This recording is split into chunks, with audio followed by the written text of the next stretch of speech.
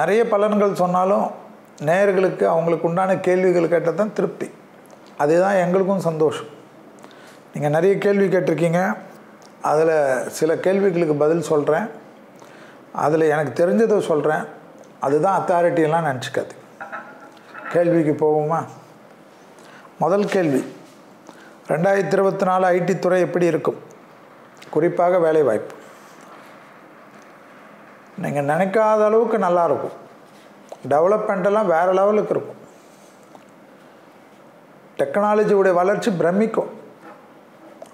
நீங்கள் அப்கிரேடு பண்ணலைன்னா மாட்டிப்பீங்க. ஒரு இதுவாக மாறிக்கினே இருக்கும். சாஃப்ட்வேருடைய ப்ரோக்ராம் எல்லாம், சிஸ்டமுடைய இதெல்லாம் கற்றுக்கினே இருக்கணும். இது இப்படியே காலத்தை ஓட்டலாம், போகலாம், வரலாம், இது அதெல்லாம் மாறிடும். டக்குன்னு வேலையை விட்டு அனுப்பிச்சிடுவான். அவங்களுக்கு தெரியாமல் அடுத்தடுத்த சப்ஜெக்ட்டுக்கு அப்கிரேடுக்கு படிச்சுக்கினே இருங்க. செலவை பார்க்காதீங்க, உங்களை வளர்த்துக்குங்க. ஏன்னா குதிரை ரேஸ், ஓடுற குதிரை மேலே தான் பணம் கட்டுவாங்க. அப்கிரேடு பண்ணக்கூடிய ஐடி டெக்னாலஜி இருக்கக்கூடிய பசங்க மேலே தான் பணம் கட்டுவாங்க. பெண்கள் சாதனை மேலே சாதிப்பாங்க இந்த வருஷம். ஏன்னா குரோதி வருடம்லாம் பெண்களுக்கு சூப்பர் டூப்பர் வருடம். எல்லா இடத்துலையும் சிஓஸ் பெண்கள் தான் இருப்பாங்க. இதெல்லாம் ஒன்றும் பண்ண முடியாது. அதே போல் எல்லா துறையிலையும் பெண்கள் தான். வேலை வாய்ப்புக்கெல்லாம் நான் கேரண்டி சொல்ல மாட்டேன், ஜாக்கிரதையாக இருக்கணும். ஏன்னா மக்கள் கொள்ளையடிப்பார்கள்னு இருக்குது. இப்போ வேலை இல்லைன்னா தான் கொள்ளையடிப்பான். வேலை இருக்கிறவங்க போய் கொள்ளையடிப்பானா? ஸோ அது மாதிரியெல்லாம் சட்டங்கள் மாறும். அரசாங்கங்கள் சிலது சரியாக செய்யாது. அமெரிக்காலேயும் சரி, அமெரிக்காலேயாவது பென்ஷன் கிடச்சிடும் வேலை இல்லைன்னா. லண்டன்லேயாவது பென்ஷன் கிடைக்கும். மற்ற நாட்டிலலாம் கிடைக்காது. உங்கள்கிட்டேருந்து சுரண்டிடுவான். ஆனால் பென்ஷன் காசை வச்சு எப்படி வாழ்கிறது? நம்ம எப்படி சந்தோஷமாக சும்மா சும்மா பெரிய கடன் வாங்கிக்காது. ஒரு வீடு இருக்குதா விட்டுருங்க, கொஞ்சம் சேமித்து வைங்க. எப்போ வேணுமா பணத்தை வித்ட்ரா பண்ணுற மாதிரி டெபாசிட் பண்ணுவீங்க. புதுசாக இன்னொரு வீடு வாங்கி கடன் பெருக்கிக்காது. கமிட்மெண்ட் வச்சுக்காத ஐடி ஊழியர்களுக்கு நல்லது நடக்கும். அப்கிரேட் பண்ணலைன்னா கஷ்டம். அடுத்த கேள்வி, ஐயா 2024 அரசியலில் மாற்றங்கள் எப்படி இருக்கும்? மத்திய தேர்தலில் தான் சொல்கிறீங்க. நான் ஏற்கனவே அந்த கட்சியில் இருந்தாலும் ஜோதிடத்தில் கட்சியெல்லாம் கிடையாது. எனக்கு டஃப்பாக தான் இருக்கும். அதாவது நிறைய மாற்றங்கள், நிறைய கூட்டணிகள், நிறைய விஷயம்லாம் வரும். மோடிஜிக்கு ஒரு டஃப் கிடைக்கிற மாதிரி தான் வரும். ஆனால் மோடிஜியுடைய டைம் நல்லா இருக்குது. நீச்சபங்க ராஜயோகம் ஞாபகம் வச்சுக்கோங்க. சந்திரன் 10 வருஷம் நீச்சத்தில் இருந்தான். ஆட்சி செவ்வாய் அடுத்த 7 வருஷம் இப்போ நடக்குது. இந்த நீச்சபங்க ராஜயோகத்தினால அவருக்கு அந்த வெற்றி கடைசியில் நிற்கும். தேர்தலில் ஏதாவது துர்மரணங்களோ மற்ற விஷயம் நடந்தால் தான் அதை மாறும்.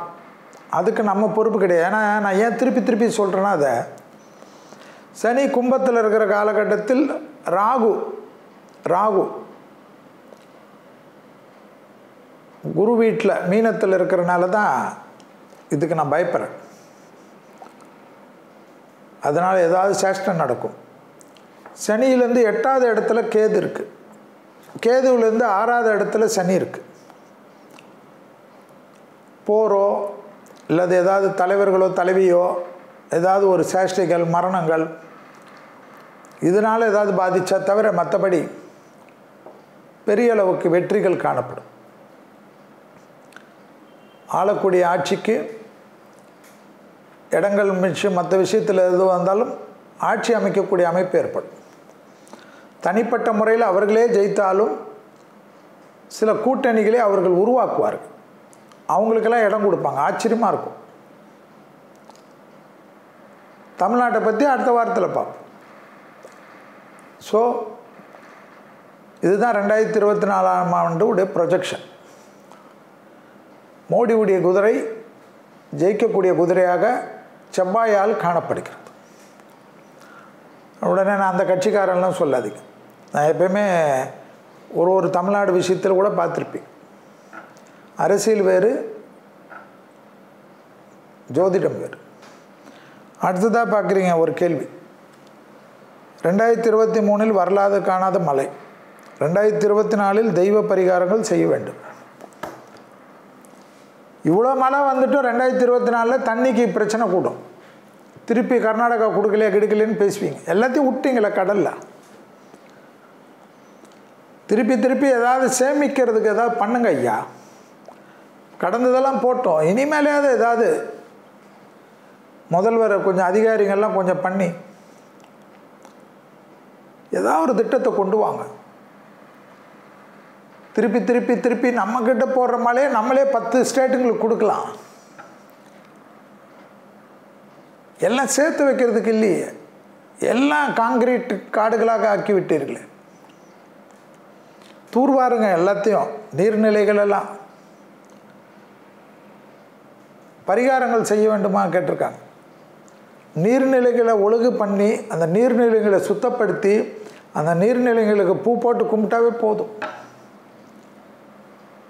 நீர்நிலையை ட்ரைனேஜ் விட்றது, நீர்நிலையில் சாயக்கழிவு விட்றது, அதெல்லாம் மனசாட்சியா?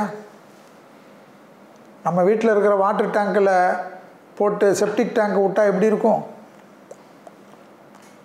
நம்ம வீட்டுக்கு மட்டும் ஒரு கொள்கை, ஊருக்கு ஒரு கொள்கைனா எப்படி இருக்கும்? இயற்கையை சுத்தப்படுத்தி வச்சுக்கணும். அந்தந்த ஏரியாவில் இருக்கவங்க அந்தந்த ஏரியாவில் இருக்கிற மக்கள் குழுக்கள் பண்ணால் போதும். எல்லாமே அரசாங்கம் தான் பண்ணணும். எப்படி பண்ணணும்? கோயம்புத்தூர்லெல்லாம் சிறு துளின்னு ஒரு குழு ஒன்றா ஆரம்பித்து இன்றைக்கி லட்சக்கணக்கான மக்கள் இருக்காங்க. எல்லா இடத்தையும் அந்த நீர்நிலைகள் எல்லாம் எல்லா இடத்தையும் எப்படி சுத்தப்படுத்தி எப்படி வச்சுருக்காங்க பாருங்கள். கடல் மாதிரி வச்சுருப்பாங்க. கண் கொள்ளாத காட்சியாக வச்சுருப்பாங்க. தனியார் அமைப்புகள், என்ஜிஓஸ். மனிதன் நினைத்தால் வேறு எதுவுமே கிடையாது. எல்லாத்துக்கும் குறை சொல்லிக்கின்னு நீங்கள் கொஞ்சம் கான்ட்ரிபியூட் பண்ணுங்க. அதனால் பரிகாரம்லாம் கிடையாது. இயற்கையை வணங்க வேண்டும், இயற்கையை பாதுகாக்க வேண்டும், இயற்கையை கெடுக்காமல் இருக்க என்பது தான் அந்த காலத்தில் நம்ம முன்னோர்கள் சொன்னது. எல்லா பிளாஸ்டிக்கை தூக்கி போடுங்க, நமக்கு என்ன போடுங்க, போட்டுக்கினே இருங்க. ட்ரைனேஜ் சிஸ்டத்தெல்லாம் அடைங்க. 2024ஆம் ஆண்டு பெரிய பரிகாரம். அரசாங்கம் பிளாஸ்டிக்கு ஏதாவது ஒரு தடை விதித்து பிளாஸ்டிக்கு பதிலாக ஏதாவது கொண்டு வந்தால்தான் பரிகாரம். அடுத்ததாக பார்த்தீங்கன்னா புதிய நோய் தொற்று 2024 வர வாய்ப்பு உள்ளதா? நான் சொல்ல எதுவும் பஞ்சாங்கத்தில் சொல்லுது. குப்பை வைரஸோ இல்லையோ ஏதோ ஒரு வைரஸ் காட்டுது, பார்த்துக்குங்க. தொந்தரவு காட்டுது. ஏன்னா சோபகிருது வருடம் முடியுது ஏப்ரல் 14. குரோதி வருடம் ஏப்ரல் 14 அன்றைக்கே வருது.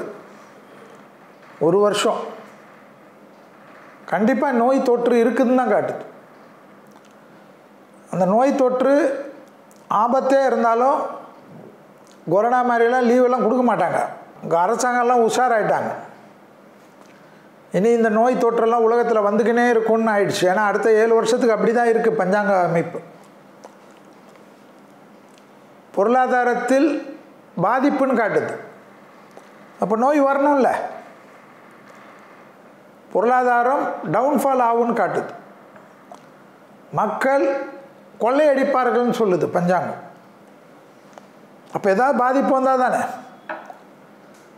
ஸோ எதுவும் வராமல் இருக்கிறதுக்கு அந்த காலத்திலேருந்து எல்லா மதத்துலேயும், அது கிறிஸ்டினாக இருங்க, இந்துவாக இருங்க, முஸ்லீமாக இருங்க, அந்த உணவு முறைகள் மற்ற முறைகள்லாம் இந்திய முறையோடு வேறு என்ன வேணும்? கொஞ்சம் எல்லாமே கொஞ்சம் இயற்கை ஆர்வலர்கள், இயற்கை வைத்தியர்கள், மூலிகை வைத்தியர்கள் சொல்லக்கூடிய உணவுக்கெல்லாம் மாறுங்க. நிறைய நாட்டு மருந்துகளுக்கு முக்கியத்துவம் கொடுத்து வீட்டிலே வெத்தலை கித்தலெல்லாம் போட ஆரம்பிச்சிருங்க. மாடி தோட்டத்தில் நிறைய மூலிகை வளருங்க. நம்மளை பாதுகாக்கிறதுக்கு அதுதான் முக்கியம். அடிக்கடிக்கு இப்போல்லாம் எல்லா சேனல்லையும் ரீல்ஸ்லையுமே எல்லா மருத்துவர்களும் இருக்காங்க. பெரிய பெரிய மருத்துவர்கள்லாம் 1 மில்லியன் 2 மில்லியன் மருத்துவத்தில் 3 மில்லியன் வியூவர்ஸ்லாம் பார்க்கக்கூடிய மருத்துவர்கள் எளிய டிப்ஸ் தான் கொடுக்குறாங்க. கடைப்பிடிக்க வேண்டிய நிலைமை தான். நோய் தொற்றாக இருக்குது, பெருசாக வராமல் இருக்கிறதுக்கு மட்டும் பிரார்த்தனை பண்ணுங்க.